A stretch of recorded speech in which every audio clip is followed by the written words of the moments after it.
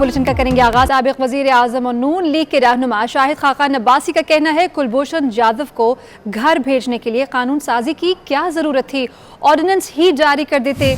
Election commission को हुकूमत के ताबे करने की कोशिशें की जा रही हैं, ईवीएम या कोई और मशीन लगा लें, चोरी तो चोरी है। मजीद क्या कह रहे थे आप सुनिए।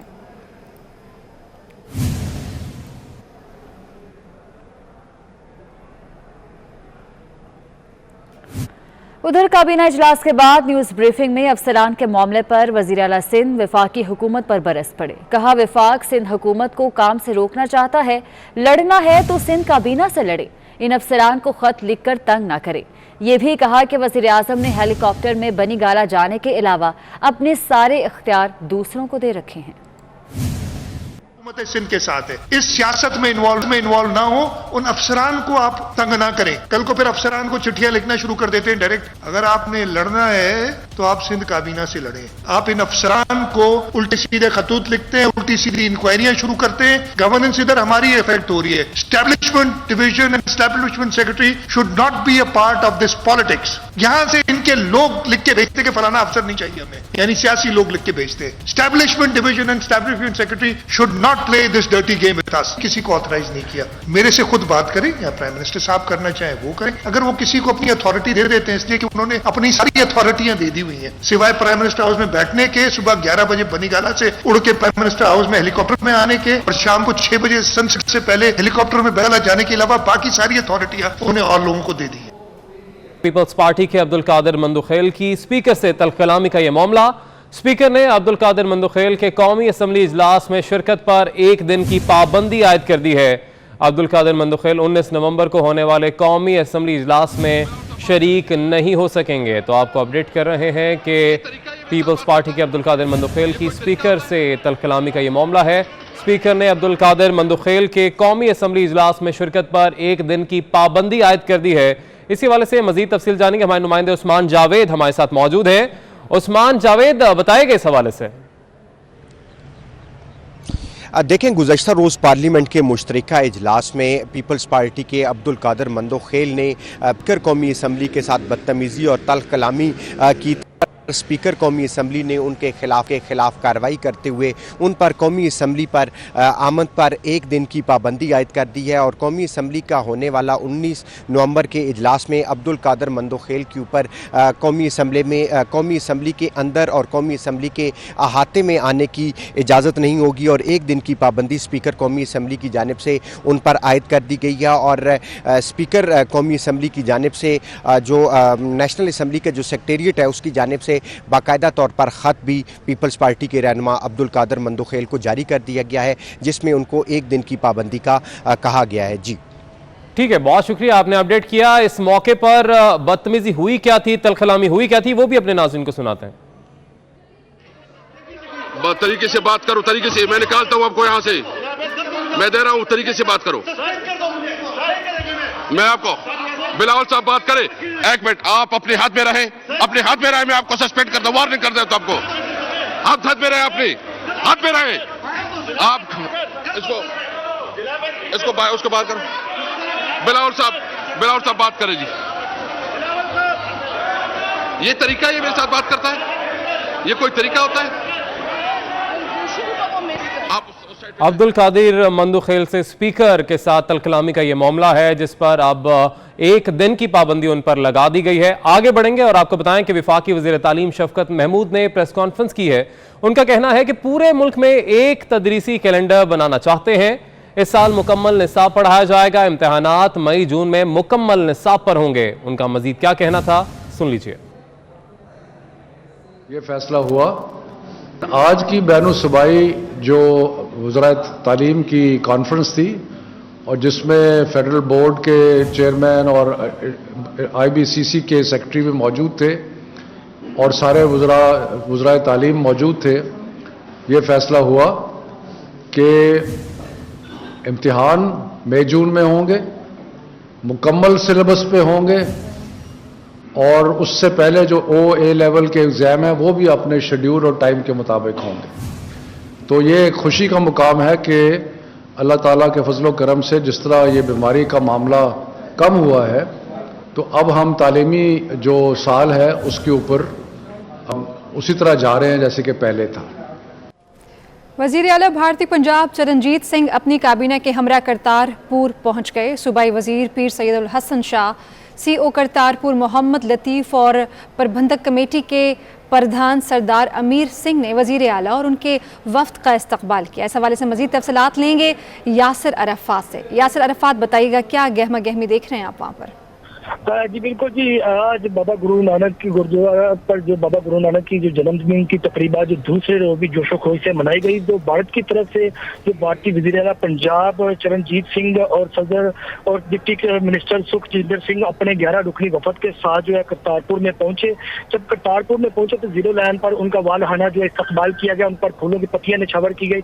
उनका जो इस्तकबाल है वो CO करतारपुर मोहम्मद लतीफ ने और जो commissioner Gujranwala, deputy commissioner Narowal और DPO नारोवाल ने उनका इस्तकबाल किया गया। जब वो करतारपुर आए तो उन्होंने बाबा गुरु नानक की समाधि पर माथा टेका, अपनी मजहबी रस्मात अदा की। गुरुद्वारा इंतजामिया की तरफ से उनको सरोपा तोहफे में दिया गया, उनको कुर्बान भी तोहफे में दी गई। जो वज़ीर आला भारतीय पंजाब है वो अपनी फैमिली के साथ करतारपुर में जो उन्होंने अपनी तस्वीर भी बनाई, उनको लंगर भी करवाया गया। बाबा गुरु नानक की जमीनों से काटी हुई सब्जियों से उन्होंने लंगर करने के बाद जब उनका कहना था कि हम पाकिस्तानी हुकूमत के मशकूर हैं कि उन्होंने हमारे लिए जो करतारपुर है एक शाकार बना दिया, इसके बाद वो जो है वापस जो है अब जीरो लाइन से भारत की तरफ वापस चले गए हैं। जी यासिर अरफात, अपडेट किया आपने, शुक्रिया। कायमा कमेटी बराए खजाना के अरकान ने बार बार बुलाने के बावजूद गवर्नर स्टेट बैंक के न आने का नोटिस लेने का मुतालबा कर दिया है। सेनेटर तलहा महमूद ने गवर्नर स्टेट बैंक का लिखा खत फाड़ दिया। उन्होंने कहा कि IG इस्लामाबाद से कहूंगा कि गवर्नर स्टेट बैंक को गिरफ्तार करके पेश करें। ये मामला क्या है जान लेते हैं। वकास अजीम हमारे साथ मौजूद हैं। वकास अजीम, बताइएगा क्या तफसीलात हैं इस हवाले से? जी बिल्कुल, आज सेनेट की कायमा कमेटी खजाना का इजलास चेयरमैन सेनेटर तलहा महमूद की ज़रिए पार्लियामेंट हाउस में हुआ है, जिसमें आज इराक के सफीर कमेटी में पेश हुए और उन्होंने ये कहा कि पाकिस्तान में जो बैंक्स हैं वो डॉलर्स अकाउंट सफारत खानों के वसूल नहीं कर रहे हैं और जो रकम डॉलर्स में जमा कराई जा रही है उनको इस्तेमाल करने की भी इजाजत नहीं देते, जिस पर चेयरमैन कमेटी और अराकीन कमेटी ने गवर्नर स्टेट बैंक को फौरी तौर पर तलब करने का मुतालबा किया। उनका अराकीन कमेटी का ये कहना था कि गवर्नर स्टेट बैंक जो है वो पार्लियामेंट के सामने पेश नहीं होते और न ही किसी किस्म का कोई जवाब देते हैं। चेयरमैन कमेटी का ये कहना था कि जो खत गवर्नर स्टेट बैंक की जानिब से लिखा गया है वो उनको नहीं मानते और उन्होंने उनकी जानिब से लिखा गया खत कमेटी के इजलास के दौरान फाड़ दिया। कमेटी अराकीन ने यह कहा कि गवर्नर स्टेट बैंक के खिलाफ तहरीक इस्तेहकाक पेश की जाएगी और चेयरमैन ने कहा कि अगर वो पेश न हुए तो वो IG इस्लामाबाद से कहेंगे कि उनको गिरफ्तार करके ले आए। ठीक है, बहुत शुक्रिया आपका वकास। बात करेंगे सिंध काबीना इजलास के। इस इजलास में अजनास की सब्सिडी प्रोग्राम पर ब्रीफिंग दी गई। गंदम की इमदादी कीमत 2200 रुपये फी मन मुकर्रर करने का फैसला किया है। सिंध काबीना ने सिंध हाई कोर्ट का सर्किट बेंच मीरपुर खास में कायम करने की मंजूरी भी दे दी। का फी मन गंदम की खरीदारी के लिए 2200 रुपये मुकर्रर करने का फैसला सूबाई हुकूमत ने Sindh high court circuit bench Mirpur Khas में भी कायम करने की मंजूरी दे दी। वज़ीर आला मुराद अली शाह की ज़ेरे सदारत इजलास में मुआवन खुसूसी डॉक्टर हारिस गजदर ने ब्रीफिंग दी और बताया कि वफाकी हुकूमत ने 180 बिलियन रुपए से अजनास की सब्सिडी का प्रोग्राम शुरू कर दिया है, जिसमें वफाकी हुकूमत 35% जबकि सूबे 65% शेयर अदा करेंगे। इजलास में सिंध काबीना ने 2200 रुपये फी 40 किलोग्राम की खरीदारी की कीमत मुकर्रर करने का फैसला किया है, जो कि गुज़श्ता साल 2000 रुपये थी। काबीना इजलास के फैसले के मुताबिक विफाक और सूबाई हुकूमत 50-50% के तनासुब से सब्सिडी देंगे। सिंध काबीना ने इलेक्ट्रिक गाड़ियां रजिस्ट्रेशन करने की इजाजत दे दी। वज़ीर सिंध ने अप्लाइड फॉर रजिस्ट्रेशन की नंबर प्लेट्स खत्म करने की भी हिदायत जारी कर दी है। काबीना इजलास में 9 नवंबर 2021 को सिंध से 4 PAS के ग्रेड 20 और 7 पुलिस सर्विस के अफसरान के तबादले के हवाले से आगाही दी गई। EVM से मुतालिक इलेक्शन कमीशन का मौक़िफ़ सामने आ गया। इलेक्शन कमीशन का ये कहना है कि इलेक्ट्रॉनिक वोटिंग मशीन का इस्तेमाल आइंदा आम इंतखाबात में होगा या नहीं, अभी कुछ नहीं कह सकते। EVM के इस्तेमाल में चैलेंजेस दरपेश हैं। आइंदा आम इंतखाबात में EVM के इस्तेमाल से पहले 14 मराहल से गुजरना होगा। EVM के इस्तेमाल से मुतालिक मज़ीद 3 से 4 पायलट प्रोजेक्ट करना पड़ेंगे।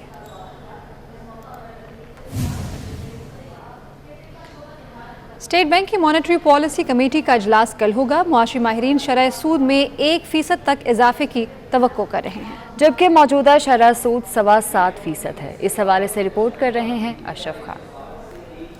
बोर्ड के सर्वे के मुताबिक स्टेट बैंक की मॉनेटरी पॉलिसी कमेटी ने मौजूदा सूरत हाल पर एक हफ्ते पहले तलब कर लिया है। माशी जायजे के बाद कमेटी अगले 2 माह के लिए शरह सूद का ऐलान करेगी। मार्केट शरह सूद में 75 बेसिस से 100 बेसिस पॉइंट तक इजाफे की तवक्को कर रही है, जबकि मौजूदा शरह सूद 7.25% है। माशी माहिरीन का कहना है कि महंगाई की बढ़ती शरह और बैलेंस ऑफ पेमेंट को देखते हुए शरह सूद में इजाफे की तवक्को है। रिपोर्ट में ये भी कहा है कि स्टेट बैंक माली साल 2022 के लिए महंगाई की शरह और करंट अकाउंट खसारे के लिए अपने तखमीनों पर नजरसानी करेगा। माशी माहिरीन के मुताबिक पहले ही मॉनेटरी पॉलिसी सख्त होने के इशारे मिले हैं। और आपको खबर देंगे, शहर कायद में CNG 200 रुपए फी किलो तक फरोख्त होने लगी है। ऑल पाकिस्तान CNG एसोसिएशन ने टैक्स रेट में इजाफे को मुस्तरद कर दिया। में एक बार फिर इजाफा, शहर कायद में CNG 200 रुपए फी किलो तक फरोख्त होने लगी। नायब chairman all Pakistan CNG association Shoaib Khan ji का कहना है कि हुकूमत CNG सेक्टर को तबाह करने की कोशिश कर रही है। CNG पर रिलीफ न देना गरीबों के साथ जुल्म के मुतरादिफ है। ये इतना बड़ा ब्लेंडर है क्या हम इनके लिए कलेक्शन के लिए रह गए कि ये लोग फर्दर हर किस्म का टैक्स हम पे बार बार नाफिज करते रहें और हमें कहा जाता है कि जी आवाम को ट्रांसफ़र कर दें, आवाम को देते हैं। CNG एक गरीब आदमी का फ्यूल है। रिक्शा ड्राइवर, दिहाड़ीदार, पब्लिक ट्रांसपोर्ट, वो लोग यूज़ करते थे इसको। खुदारा ये जो CNG सेक्टर को तब्दीली सरकार दीवार से लगाने की कोशिश कर रही है। मेरे इनसे रिक्वेस्ट है, हाथ जोड़ के इनसे रिक्वेस्ट करते हैं, खुदारा हमारे CNG सेक्टर को बचाएं, हमें कोई सब्सिडी दें। शुएब खान जी का कहना है कि CNG सेक्टर को कभी बंद किया जाता है तो कभी महंगी कर दी जाती है। हुकूमत ने अगर इक़दाम ना किए तो CNG स्टेशन बंद करने पर मजबूर होंगे। इसके साथ ही न्यूज स्टूडियो से फिलहाल इतना ही। शामिल करेंगे एक ब्रेक, जिसके बाद हाजिर होंगे साथी anchor Ali Arif news headlines के साथ। आप देखते रहिए 24 न्यूज़ HD।